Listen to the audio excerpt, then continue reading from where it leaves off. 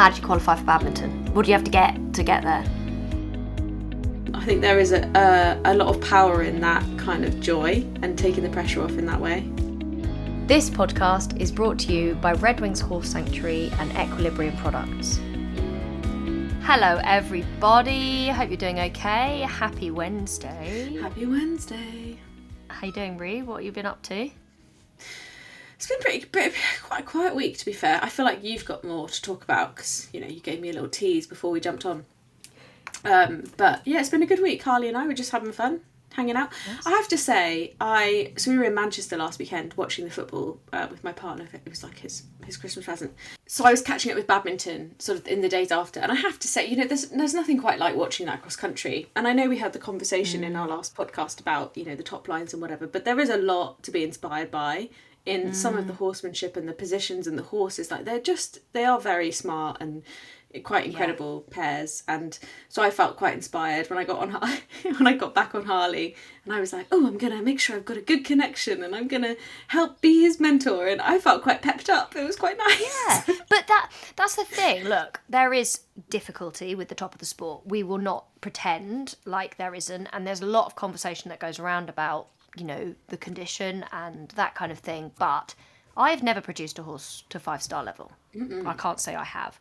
And we can all sit at home and say this isn't good and that isn't good. But this does not negate the fact that that is an extreme sport, essentially, 100%. And those horses, the athleticism that those horses have is pretty mind-bending. Like the speed, the strength, the accuracy, the quick thinking, it is a display of partnership. Mm. And there are times, and I think there are some situations when I find it really difficult, where if I was at that point and my horse had a stumble or a difficult stride or, ended up halfway over the side of a fence or something, my willingness to continue would cease at that point. Mm.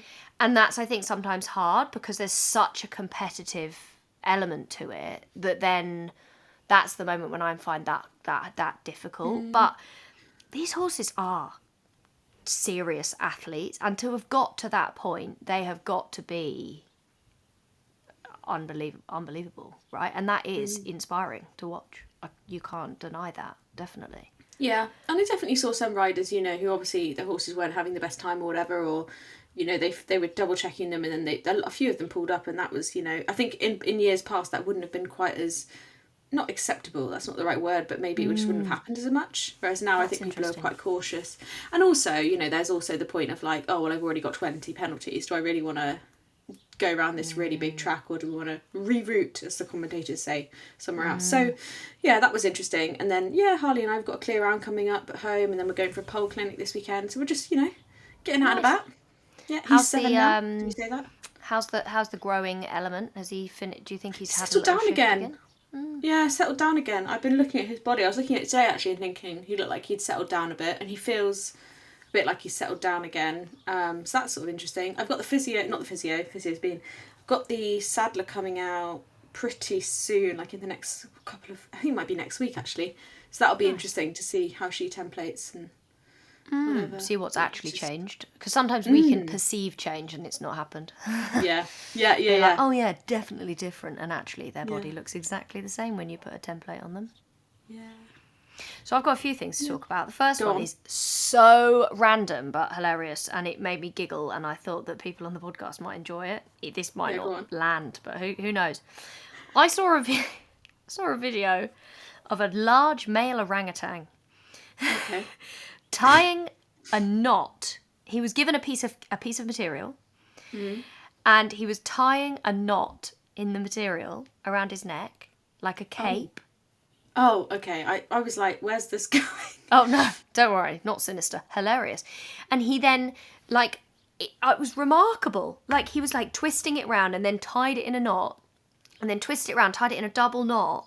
And the comment section on this video was the thing that was the funniest thing. There was one comment that really got me, and it was 1 minute he's tying knots, next minute it's nuclear launch codes. And I just thought, it just really made me giggle, and maybe it's not funny at all to anyone else, but it was one of those things where I was like, this is what I love about the internet sometimes. Like, you can watch a video of an orangutan tying a knot and wearing a cape, and then somebody's commenting on it, talking about how they're going to take over the world, and it just really tickled me.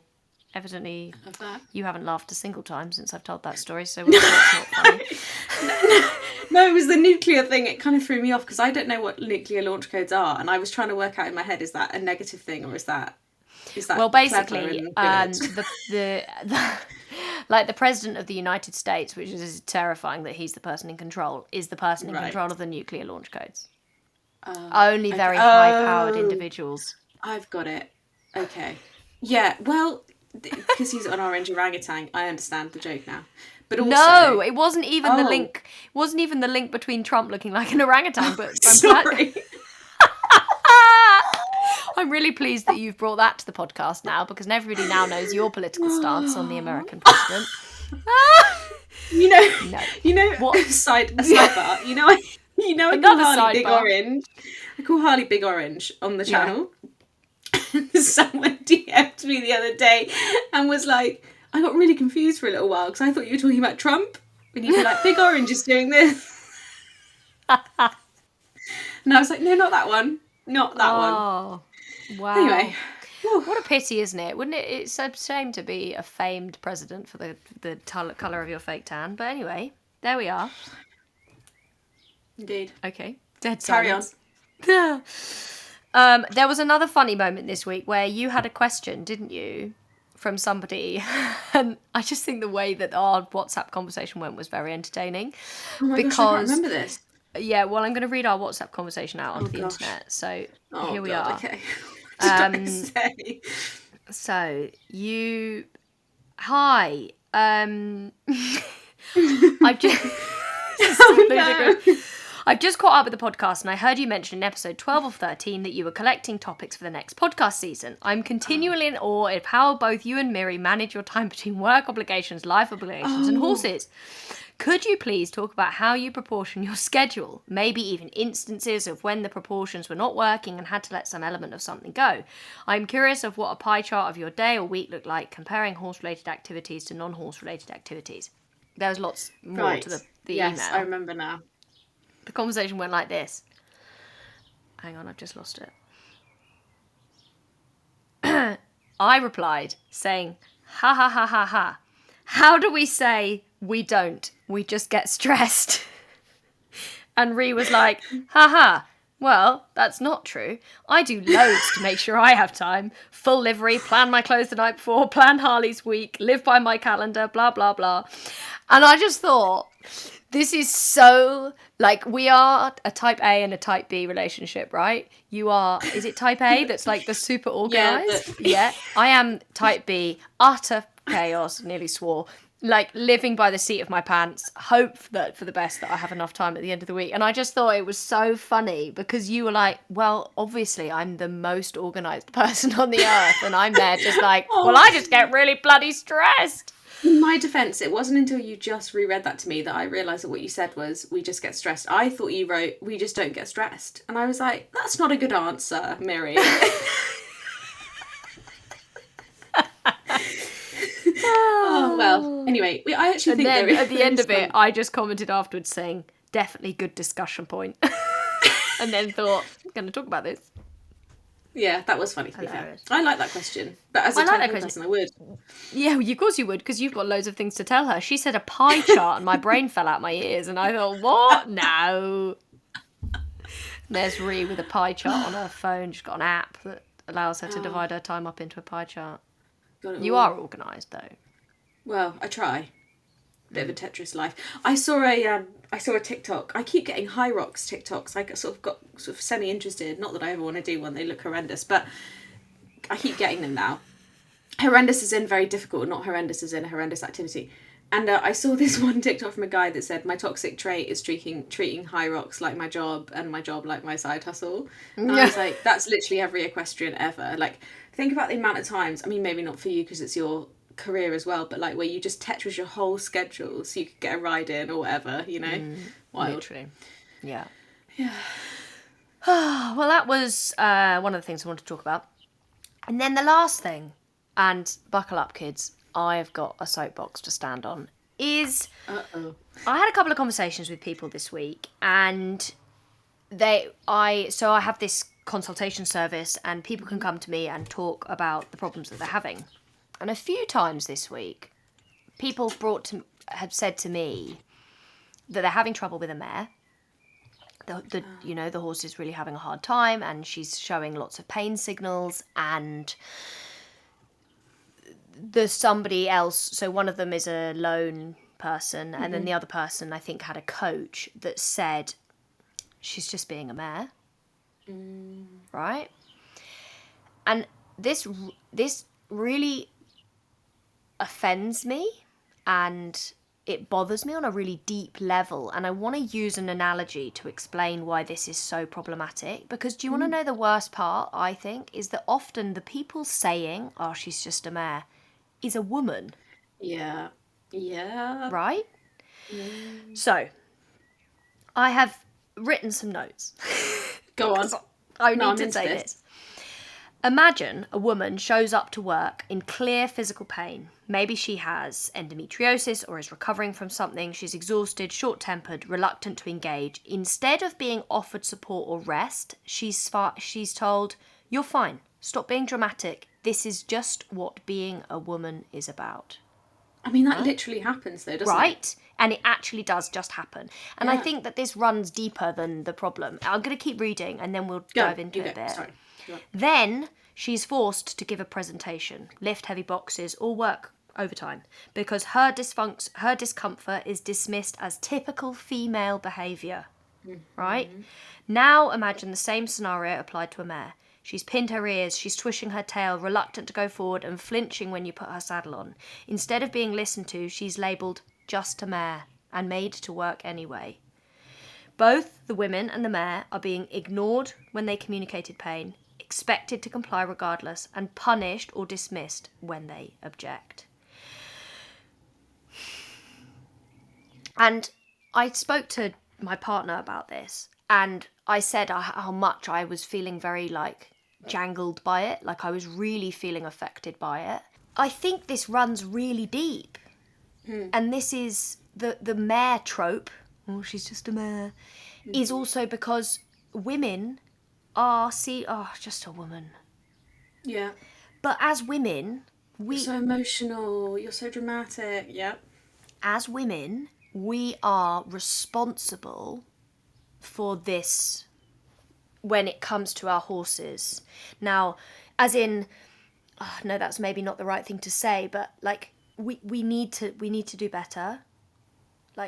I would like, if I could say one thing to the world, it would be we need to validate women more, females, women, because also women carry so much in terms of in nature, and in animal agriculture, the female is the one that is always used. And often people will say, don't they, I couldn't have a mare. Yeah, to be fair, I've literally said those exact words. Right. And I don't blame you. I'm not saying that that's a bad thing to have said, but for me, having mares, I own 7, you have to be willing to be open to a deeper level of complexity. Because as a woman, as we talked about last week, having a hormone cycle, you're not always the same. And I do think that mares have different boundaries to geldings. And 100%. if this was another thing that I spoke about to one of the clients this week, was if you were to pick a mare or a stallion, right, so both entire horses, Which would you say was more complex to deal with? What stallions are complicated, right? Because they're in Well, touch. yeah, They have. equally, like, I don't know. Like, the only stallions I've ever come into contact with were abroad. Like, I went on like a Spanish holiday, and they all like Oh they grew yeah. up together, and so they made a real point of not separating their stallions, and so like they were all actually incredibly well behaved, and you wouldn't be able to tell. But that was like, I don't know. But again, that's really weird that people separate their stallions and then they live this whole life alone and then they wonder why they're explosive. That's a whole other kettle of fish. Yeah, but also important to acknowledge. But those stallions that are deemed to be super complicated, I think are deemed to be complicated because of the way that they're managed, like you're saying. Like if you keep them all in a herd, then it's never really a problem. But the thing with mares is if you get them, if you have mares that are not finding being a mare easy, some women do not find being a woman easy, right? We've talked about hormones before and irregularity and, my hormones trigger my anxiety and all of these complicated things. If you think about that in terms of mares, like they have a lot more to contend with than a gelding would, because a gelding has essentially had that complexity taken away. Yeah, 100%. And so then when we're just like, oh, she's just a woman, she's just a mare, it's really devaluing that complexity. And yeah, I don't know. I guess this is my place to say things that are important, and I think I just wanted to say that, basically. Yeah, Any it's funny. thoughts? I mean, well, I think it's probably a topic for another day because I'm aware that our guest is joining us in a bit too. But I often think about the whole Regumate thing and how that's like an answer for a lot of owners and their mares just live on it forever. And I don't have loads of thoughts on it because I've never had a mare. But I remember you saying you didn't want to put Blondie on it. And then I was obviously thinking about it in terms of women and like being on the pill and like how that has so many side effects and it can be really awful for some women. And I was just thinking, oh, that's really interesting. If you had the choice not to do it, not to put all those chemicals and stuff in your body, would you do that? And what does that mean for mares? I don't know, just a little side tangent. Absolutely. And I think just on a maybe finishing note on that, like there is often so many things that are causing the inflammation in the body that then cause the hormones to be out of dysregulated. For Blondie, her hormones were dysregulated, I believe, because her body was in discomfort a lot of her life. And looking back now, she's had something called the Improvac vaccine, which is it's like it reduces the production of a neurotransmitter in their brain. Actually, it's not to do necessarily with their hormones, so it stops the production of something called GnRH, which is the thing that then tells the body to cycle. So it just knocks that out, and then the body does not cycle. And she is a very much happier horse because of it. But if I had solved all of the pain in her body, would the hormones have regulated themselves again?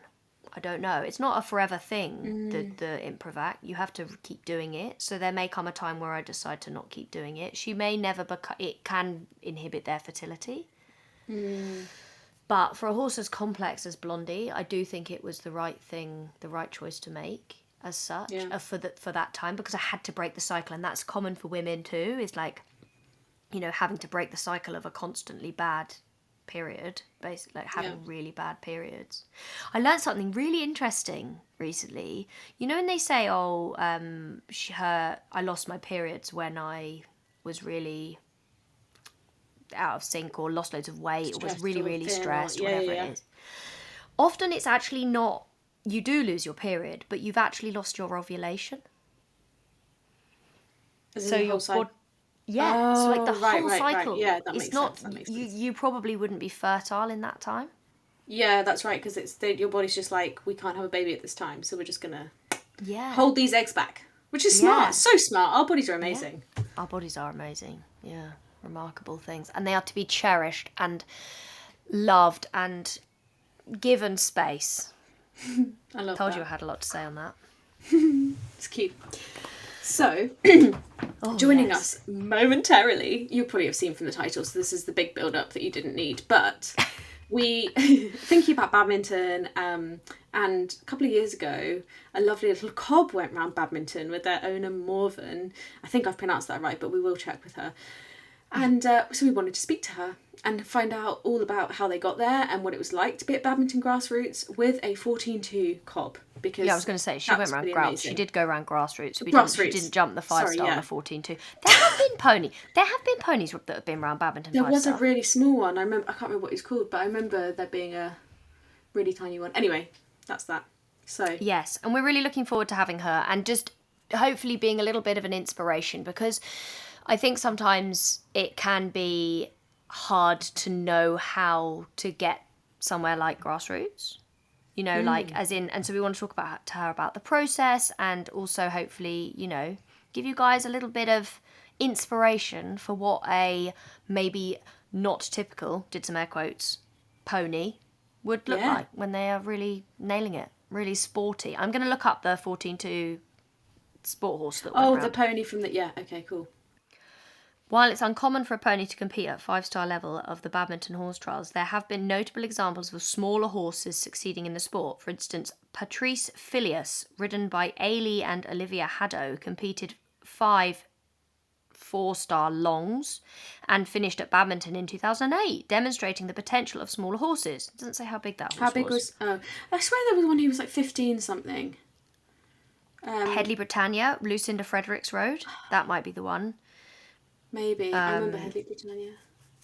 How big were they? Tamarillo wasn't very big. Oh. That was Fox Pitts. God, that's surprising, because he's really tall. Headley Britannia was 15.3. Yeah, that might be the one I was thinking of. Noble Springbok was a 5-year-old that Laura Collette rode and would have competed at badminton 5-star if not for selling him. Wow, he was a pony. Oh no, 15 hands. Jeez. Amazing. Rhi, we need to talk about one of our sponsors today. Let's talk about Redwings, because you got some post today, did you not? Russell. Yes, I did. So I am what's it called? A patron? Ambassador? Well, no, I am an ambassador, but I also donate to them monthly. And as a donator, is that the right phrase? I'm going to say yes. As a donator, I get periodic updates from Redwings, and today, hot off the press, I got a letter about how my support is helping Garibaldi begin a new chapter in life. I would like you to picture, if you would please, a 13 to 9-year-old Cremello Cob Cross. He's called Garibaldi, and he's gorgeous.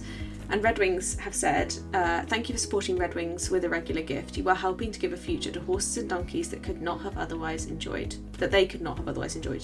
2-year-old Cob Cross Garibaldi arrived at Redwings as one of a group of 8 ponies rescued from a site where they had been neglected for a long time. Each pony was severely underweight and suffering the effects of very long feet. As well as the care he needed to undo the harm caused by that neglect, Garibaldi also needed long-term treatment for an infection in his eye.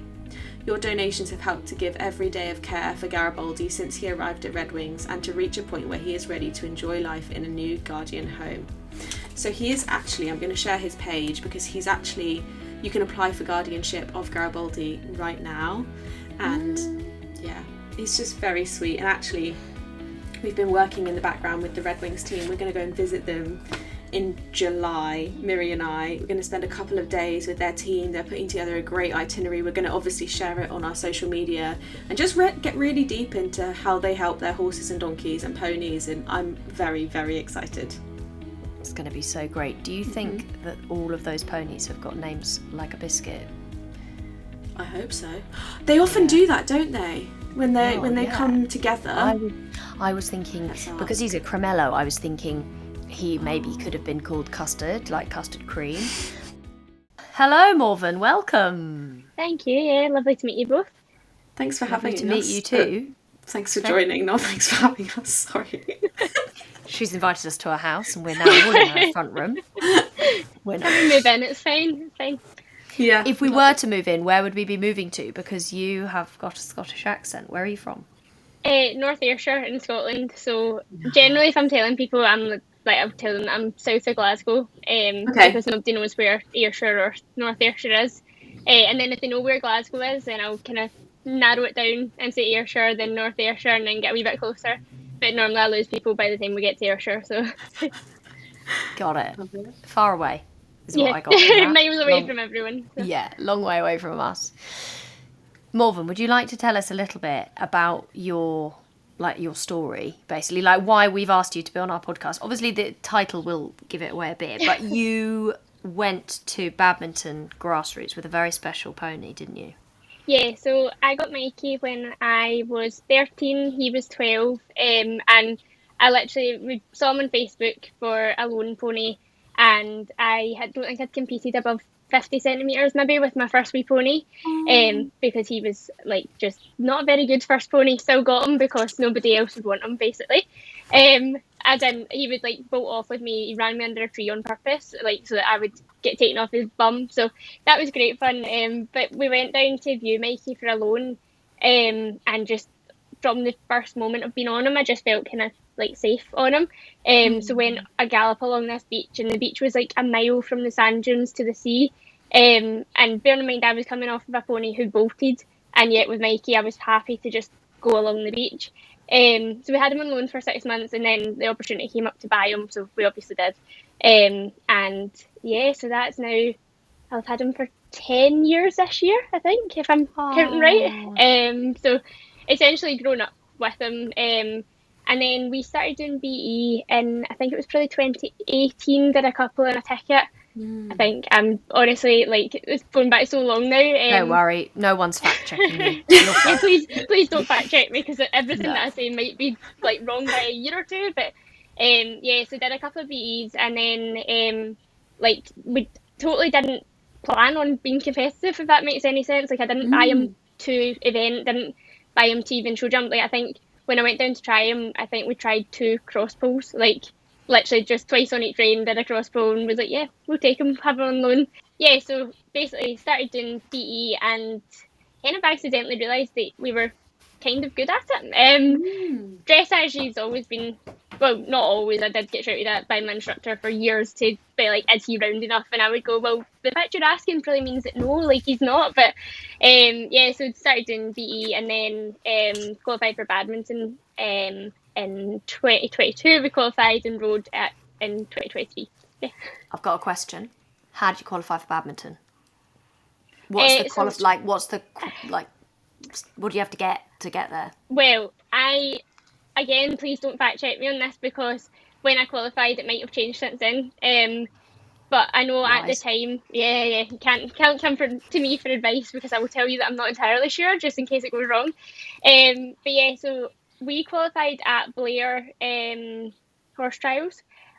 So that was the Scottish Championship at the time, and if I remember rightly, it was like you had to place first to third in a Scottish event to qualify for that. And then once you got there, it was the top 10% maybe that qualified for badminton.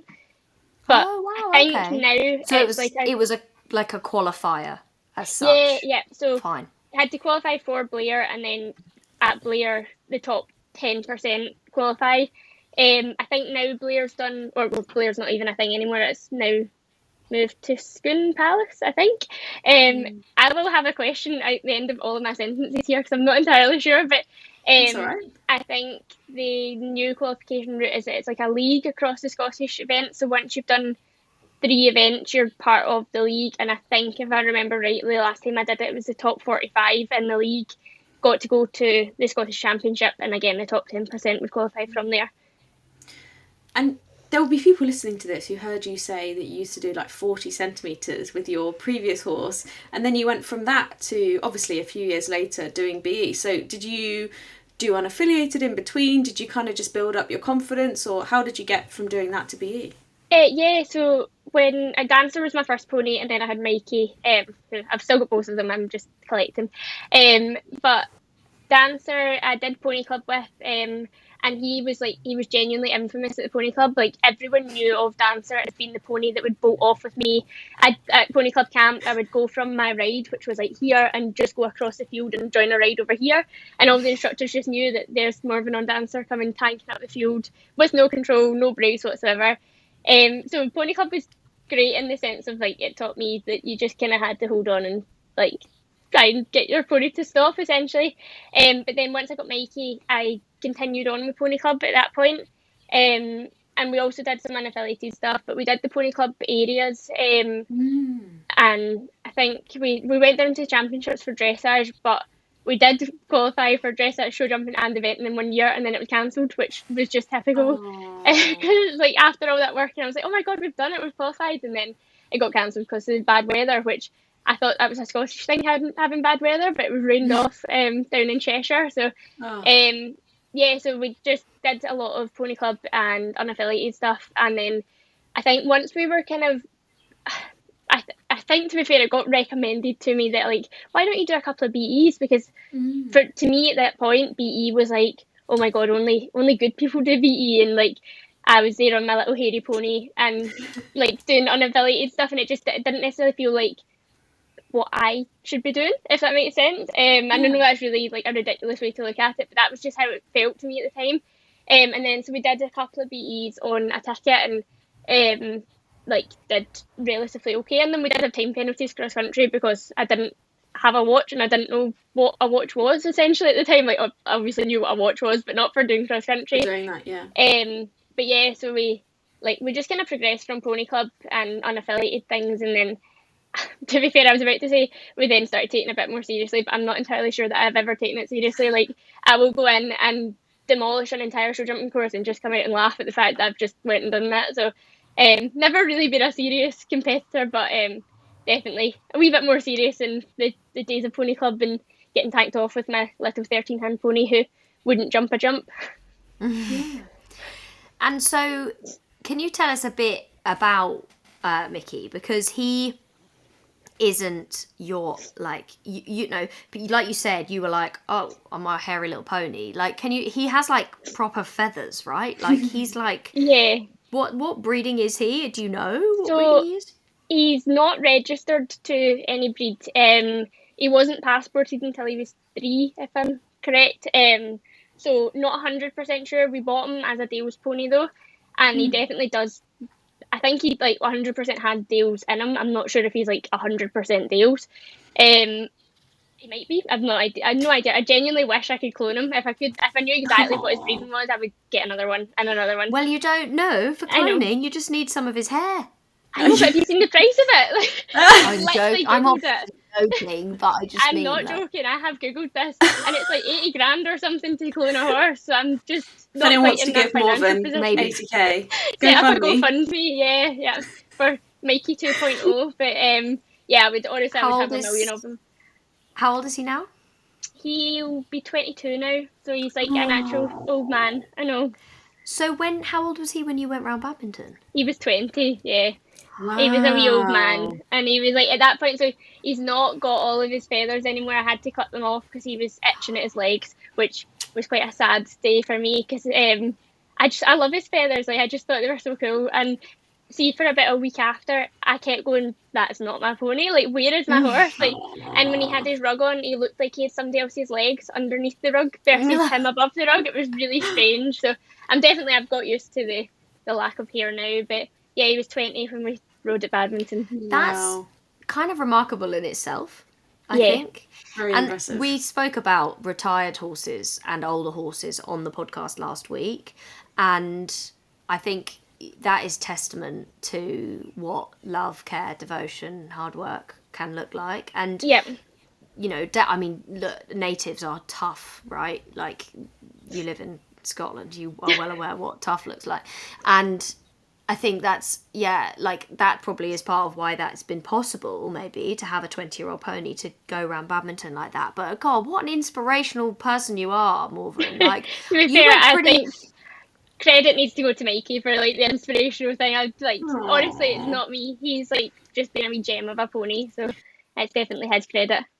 you've got such a lovely attitude as well. Like, I think I read an interview you did where you were like, you know, I don't know if we'll qualify again. We're just kind of enjoying ourselves and seeing and stuff. So I guess it's hard, isn't it? Because I think that's such a nice attitude to have, to just kind of go with the flow. But equally, when you're leading up to a championship like that, presumably you have to do quite a lot of fitness prep, or you've got to think about all the journey, because it's a long way from Scotland down to Badminton and stuff. So how did you prep for it without evidently losing your kind of quite relaxed way about it? I think, so when Mikey qualified, he would have been 19 at the time he qualified, so I basically treated it almost as if we weren't going until we were there, because I was like, anything can happen, especially any horse really, but like especially with something that's older. So I didn't allow myself to be like, oh, we're going to ride at Badminton. It was like, I treated it almost as if it was just any other event season, but he needs to be extra fit type thing. So I tried not to let myself get excited about it, which was quite difficult, but I think it did pay off in the long run, because I think I'd have been gutted. See, if I had got myself excited and then couldn't go, then I think obviously that would have been more gutting than if I had, well, I think I'd been gutted anyway, but I think I just kind of looked at it as if we might not get to go. He's old, he's qualified. The fact he's qualified was amazing, like, because I think, I can't remember what we finished on at Blair, but I think it was like 1 point away from the winner, and so like we finished second at the Scottish Championships. So I started, instead of it being like, oh, we finished second at a badminton qualifier, it was like, oh, we finished second at a Scottish Championship, and then that way, if it was the case that we couldn't ride a badminton, I still finished second at the Scottish Championship. We still had that achievement under our belt. So, but yeah, it was quite tough going like in the months leading up to Badminton, cause like I think anyone who was competing this year or any year, they'll know that the last few months you're going, please don't have anything wrong, like please nothing go wrong, no like lameness, no nothing.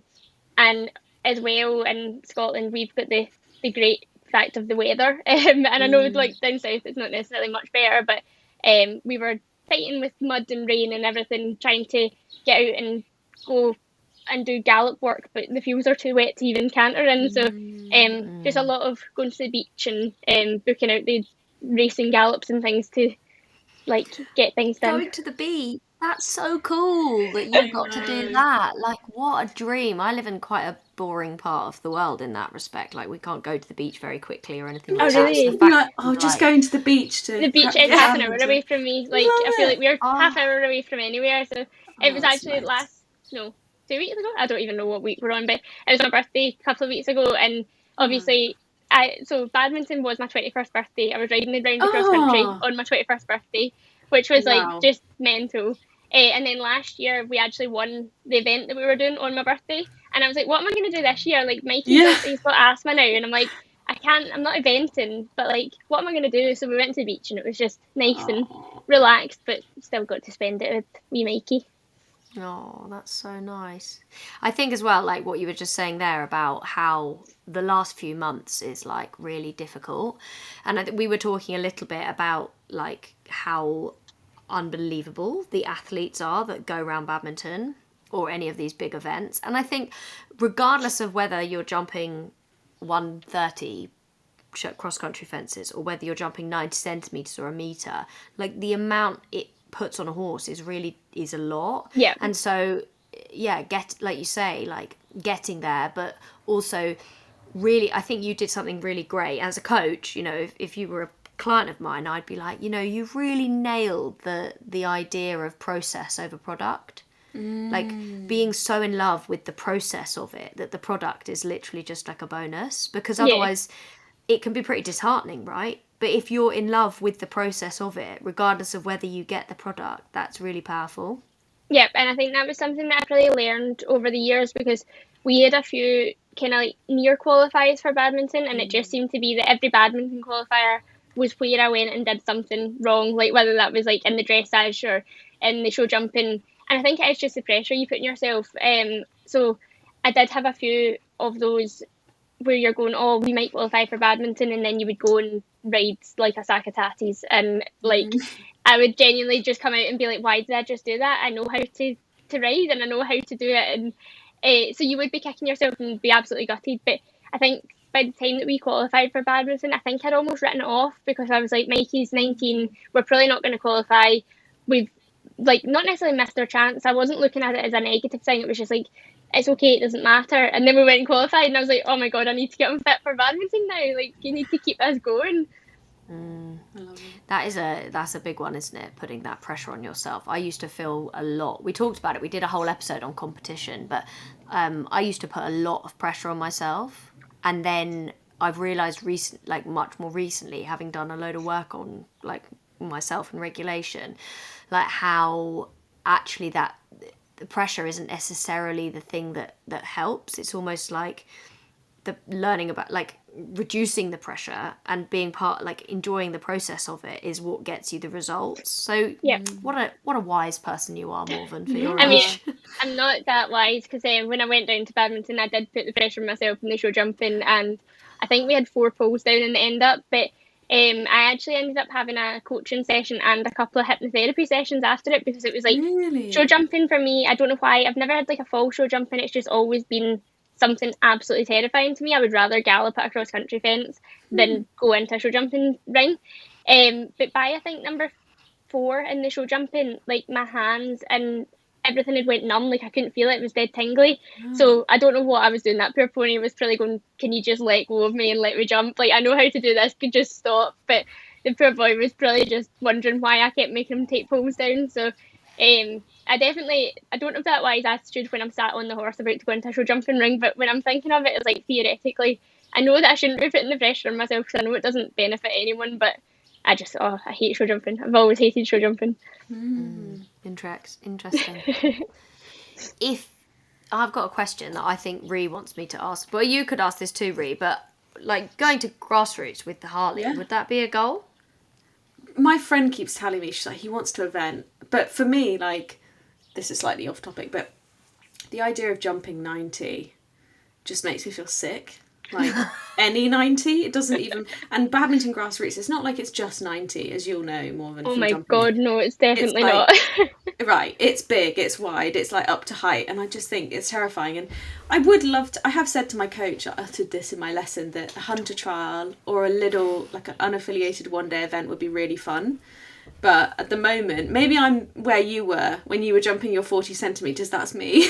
So maybe I'll follow in your footsteps. But yeah, tell us. Well, let's go chronologically. So it's a long old drive from Scotland down to Badminton. So did you stop on the way? You must have stopped on the way, did you? Or I think so. It was a 9-hour drive, maybe 9 hours or 9.5. I think that included stopping. I might be wrong on this. My mum was driving, so I was just sat there like enjoying the journey. I think we stopped twice or maybe 3 times. Yeah. Again, not entirely sure.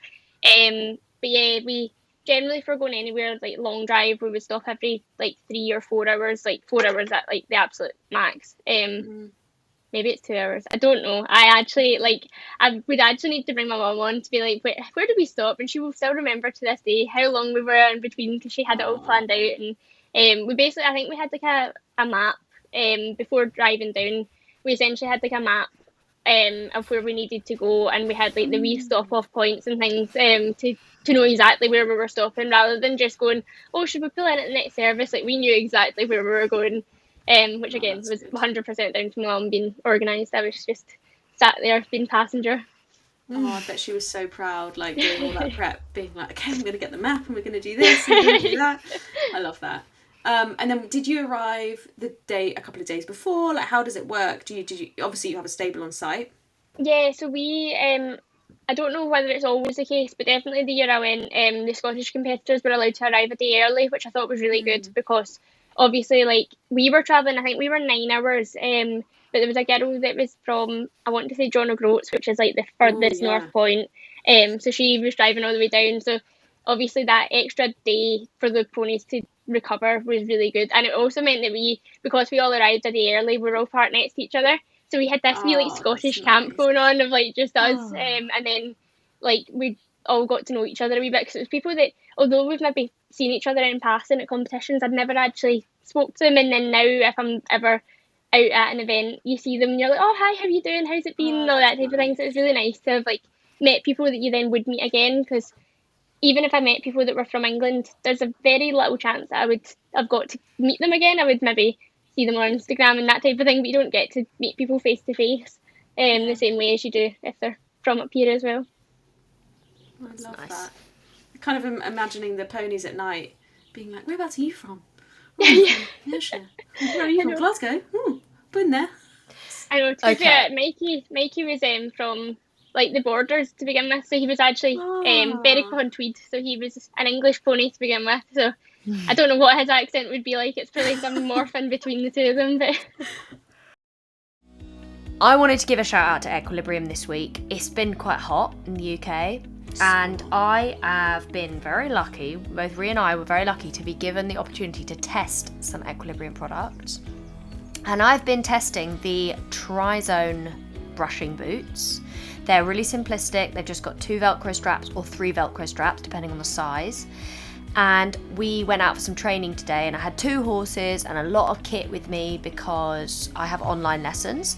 This is a bit of a sidebar, but basically I wanted to travel them in their brushing boots. I just wanted to put the brushing boots on, get them off the other end. It's only a 10-minute drive, but then do the training, put them back on the lorry, take the boots off when I got home. And this is possible because the Equilibrium boots are so breathable.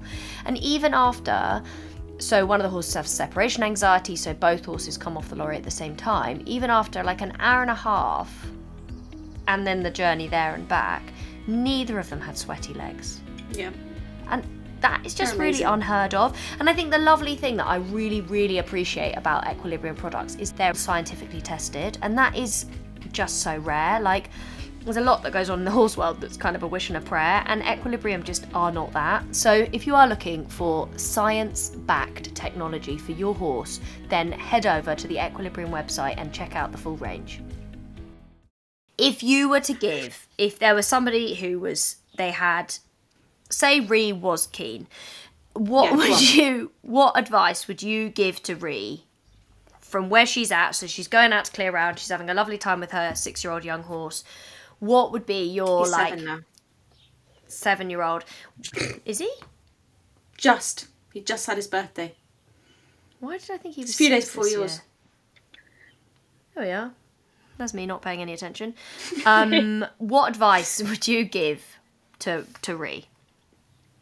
I think kind of like what I said, like don't.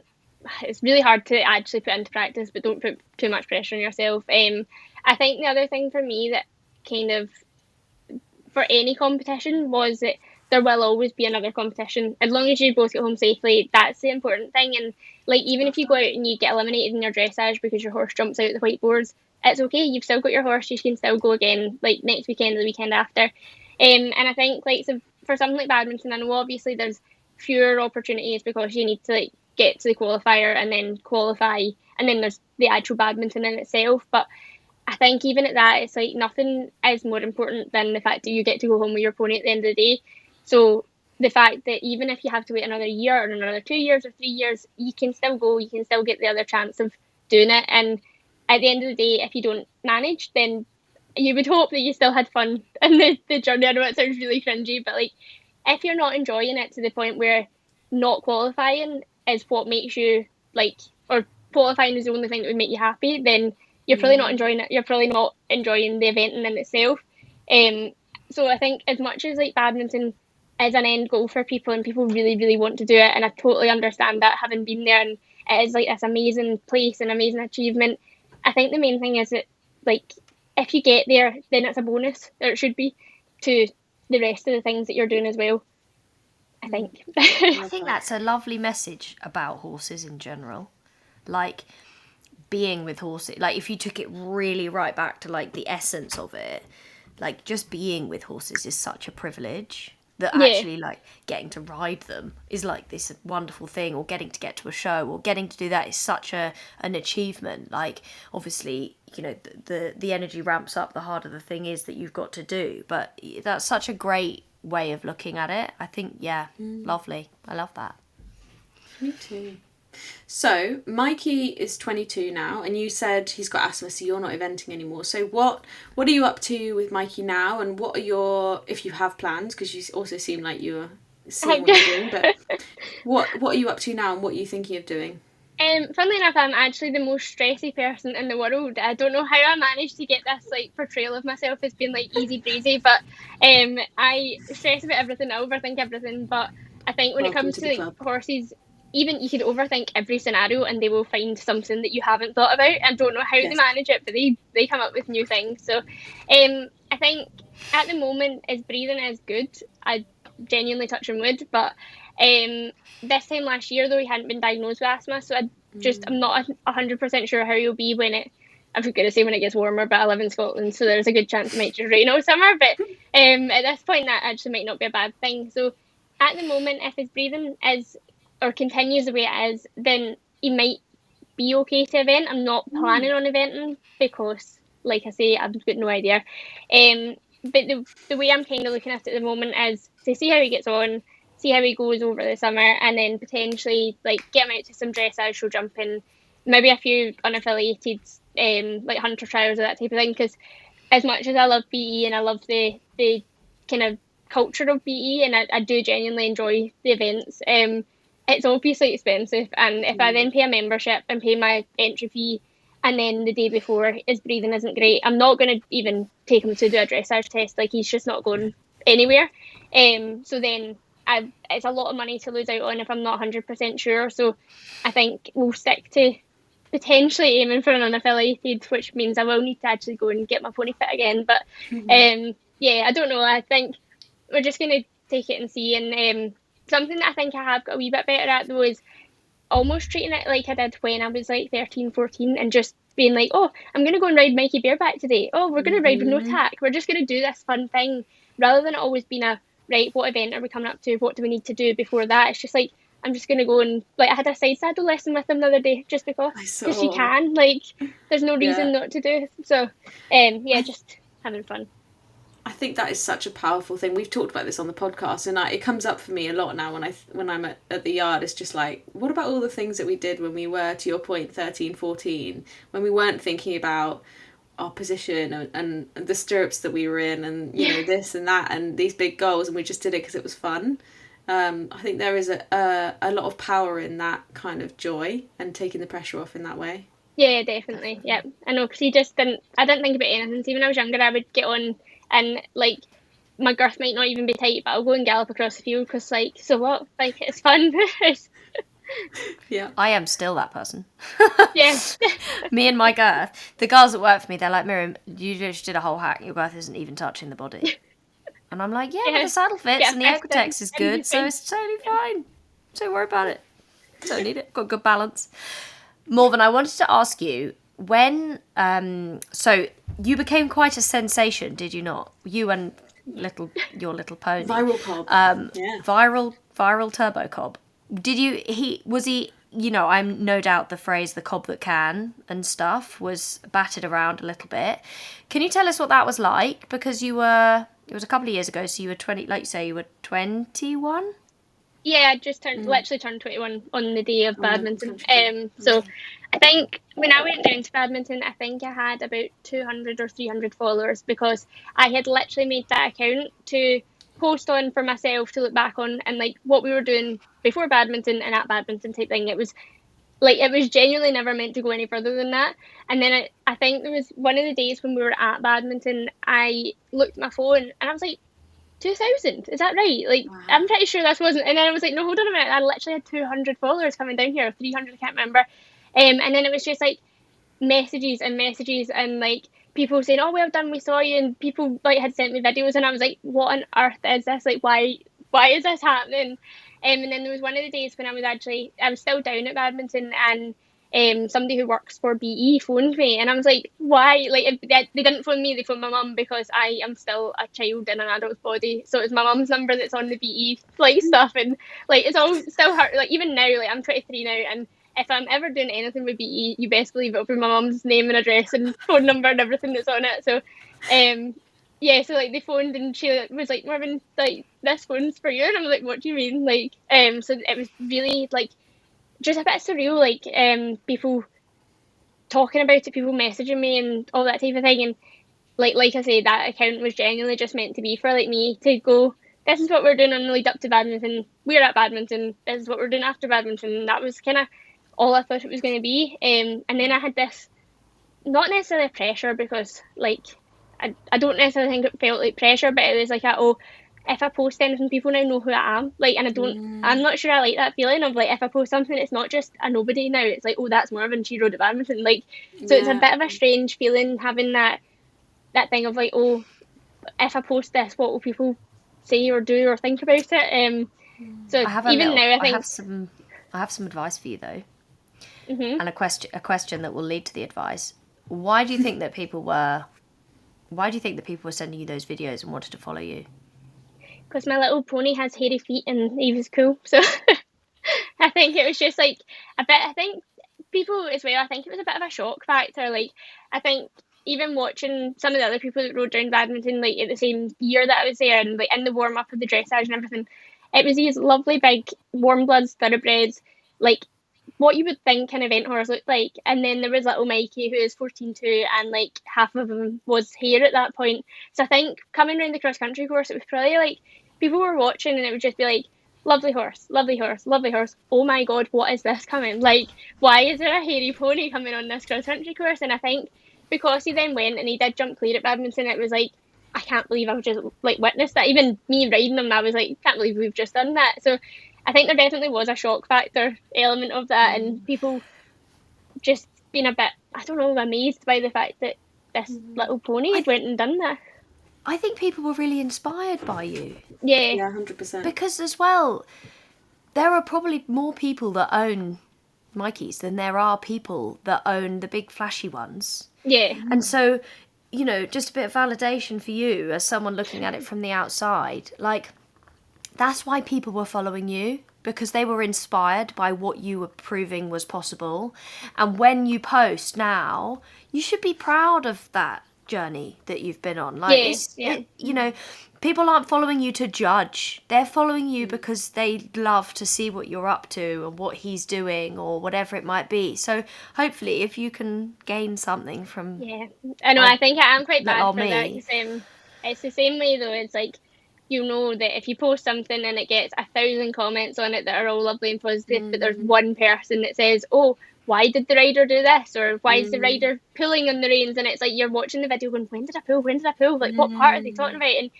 And I think everyone's really bad for that. It's like, surely you look at the 1,000 comments or the however many it is versus that one. Like, I know that like I'm really bad for, I'll just kind of focus on that one comment and be like, oh my God, maybe they're right. And it's like, but if they were right, there would be lots of people saying that and not many people saying nice things.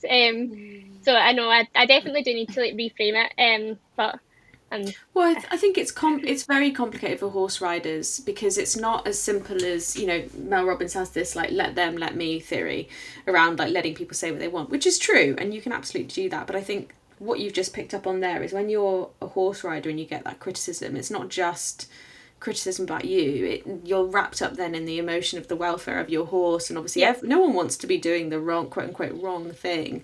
So it is slightly more difficult, and I think you should give yourself a bit more credit for like, it's okay to struggle with that more than just someone being like, you're so ugly, like, because that's easy to be like, okay, cool, I guess. But it's hard when it's someone, because everyone cares about the horse, obviously no one wants to be doing the wrong thing. So yeah, it's complicated.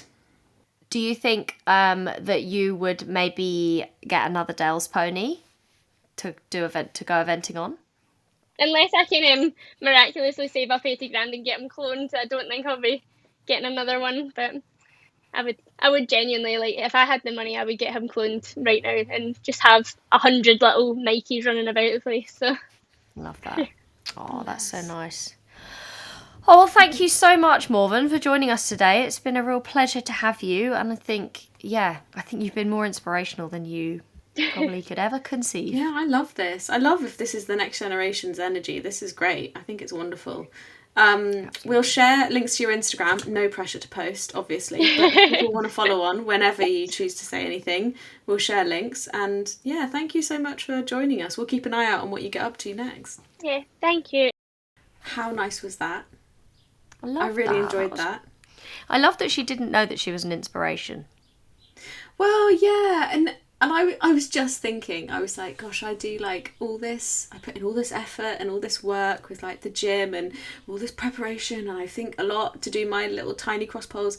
And then you've got Morven, who was just like, yeah, we sort of qualified. And I'm sure she's being very humble and there was more work than that. But there is something, if you could like bottle her energy, that is very kind of joyful, very much like, you and the horse are just there to have fun. As long as you and your pony come home at the end of the day. Like, I just think that's a really lovely attitude. It made me feel really good about the next generation.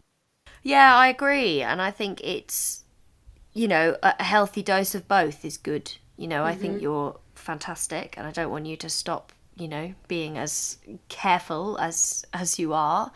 But I also think that we could all learn a little bit of something, you know, from someone like Morven, who kind of went with, I'm just going to keep going at, you know, with the process and see where I get to. Like, that is a big learning, I think, and something that we can all definitely take something from. So yeah, lovely. Thanks, Morven. Yeah, love that. What a cool thing. Coming up towards the end of season 2 now, and we have a couple of really cool conversations coming up. One is with a horse nutritionist and another is with a human nutritionist, and we've searched high and low, literally trying to find the right people to come and talk to us about this. So we're super excited. And the other thing that we are starting to do is looking at a little bit of sponsorship for season 3. Just to help us cover our production costs. We really want to keep doing the podcast. We love it so much. And yeah, we actually like need your help, guys. So if you've got this far on this episode of this podcast, A, love you for being here, thank you. But B, if you guys love the podcast, we need to spread the word a little bit, and because we need to find help, like Rhi was saying, to cover our production costs. So if you can share the podcast, if you can support it, like it, review it, all of those things, and we will also do some posts on social media. If you see them, if you could share them, that would really help us out. Because, yeah, we love having these conversations. And I think, you know, I think we talk about important things and it's an important space on the internet that we are creating. So, yeah, if you can help us out, we'd really appreciate it. Or if you are a brand. Yeah. Well, that was I was going to say, our brand partners are wonderful, but they can't always, you know, they can't always support multiple seasons. That's just how marketing is sometimes, and budgets, etc. But yeah, if you work for a brand or you know a brand that you think might want to do something with us, do have them reach out, because we would love to partner with you, and we've got really good results and insights that we'd be excited to share. So yeah, let us know. Thanks in advance. Right. Well, that's the end of this episode. Thank you all so much for listening. Hope you have a lovely week. See you next week. Bye, guys. Bye.